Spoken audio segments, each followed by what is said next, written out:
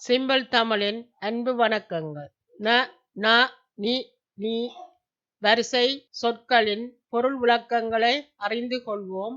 சில வாக்கியங்களையும் பார்ப்போம். பகுதி 3ஆக இது இடம்பெற்றுள்ளது. குனி. குனி 3 சுழி நீ. குனி என்பதற்கு 2 பொருள், ஒன்று வில், மற்றது குணம். குனி.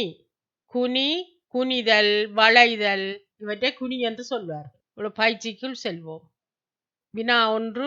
நிமிர் என்பதன் எதிர்ச்சொல் குனி. 2 சுழி நீ. குணத்தை குறிப்பது குனி.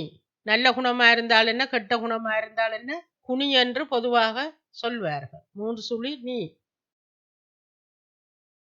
வினா 3. வளைந்த புருவத்தை குனித்த புருவம் என்பர். ஒரு பாடலும் இருக்கிறது. குனித்த புருவமும் கொவ்வை செவ்வாயிற். குனித்த என்றால் வளைந்த. வினா 4.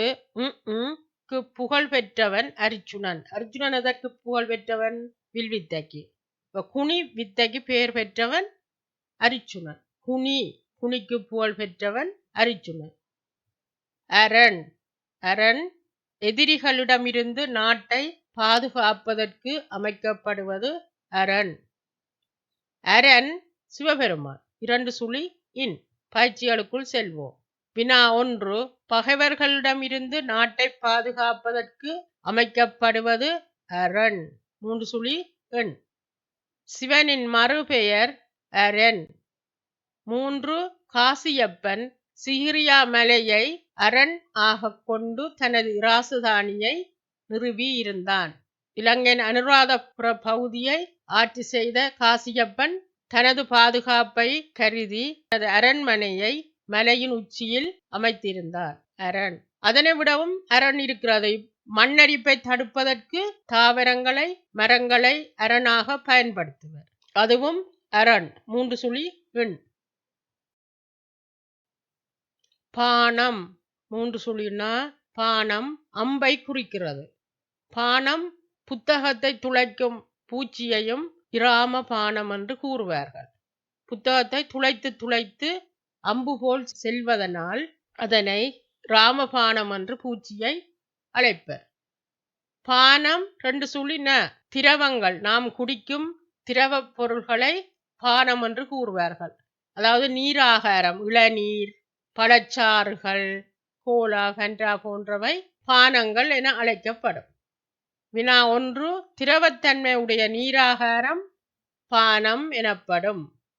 வினா 2. வேடனெய்த மானை துளைத்து சென்றது. வேடனெய்த பானம் அம்பு மானை துளைத்து சென்றது. வினா 3. வெயில் காலத்தில் குளிர் அருந்துவது தீமை பயக்கும். வெயில் காலத்தில் நாங்கள் கூடுதலாக குளிர் பானங்களை அருந்துவோம். அது உடலுக்கு தீங்கு பயக்கும் என்று கூறுகிறார்கள். வினா 4. பழைய காலங்களில் போர்க்கருவியாக பயன்படுத்தப்பட்டது. எது பழைய காலத்தில் போர்க்கருவியாக? பானம்.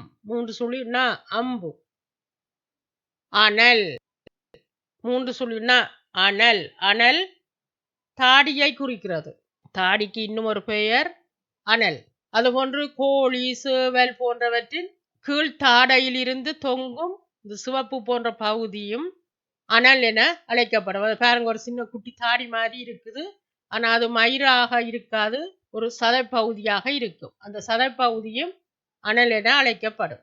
அனல் வெப்பம். கோடை வெயில் சரியான வெப்பமாக அனலாக இருக்கும். அனல் மின் நிலையம், அதாவது நிலக்கரியை பயன்படுத்தி மின் உற்பத்தி செய்யப்படும் அனல் மின் நிலையமும் வெப்பத்தை வெளியேற்றும். மற்றது காய்ச்சல். எங்களுக்கு காய்ச்சல் வார நேரம் எங்களோட உடம்பு கொதித்து கொண்டிருக்கும். அதனையும் சொல்வார்கள் உடம்பு அனல் அடிக்குதண்டு, உடம்பு அனலாக இருக்கிறது. இதனை விட கொல்லன் பட்டறையில் இருக்கும் சூளை, இரும்புகளை உருக்குவதற்கு பயன்படும் சூளை அனலாக இருக்கும். அதே போன்று செங்கல் சூளை, செங்கல்லை சுட்டு எடுப்பதற்கு பயன்படுத்தப்படும் சூளையும் அனலாக இருக்கும். வினா 1. கோடை வெயில் அடித்தது. கோடை வெயில் அனல் அடித்தது. வினா 2.